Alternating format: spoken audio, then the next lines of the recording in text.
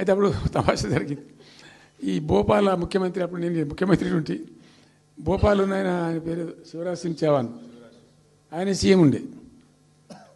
ఆయన ఆ ప్లానింగ్ అదే ఇప్పుడు నీతి ఆయోగ్ ఉంది కదా, దానిలో సబ్ కమిటీకి ఆయన చైర్మన్.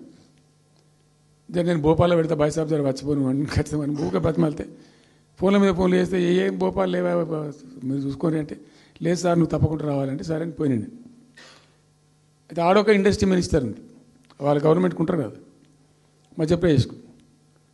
ఆమె వచ్చి నీ కొడుకు వచ్చి బాగా ఆగమాగం చేస్తానని మమ్మల్ని అంటే, ఎందుకు చేస్తానమంటే ఆయన అదొకటితోటి మాట్లాడి ఎక్కువ చేసుకుంటుండు బాగా అంటే, నువ్వు కూడా దాంట్లో గట్టిగా చెయ్యి.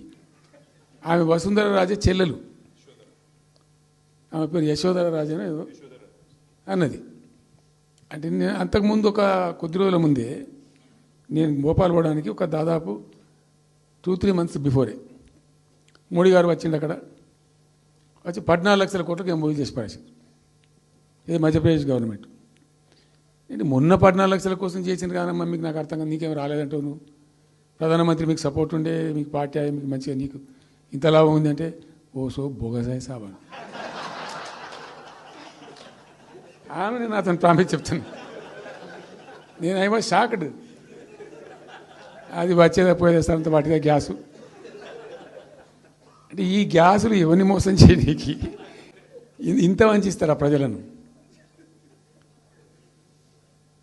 నికరంగా వస్తే పెట్టుబడులు రావాలి కదా, కనబడతాయి కదా.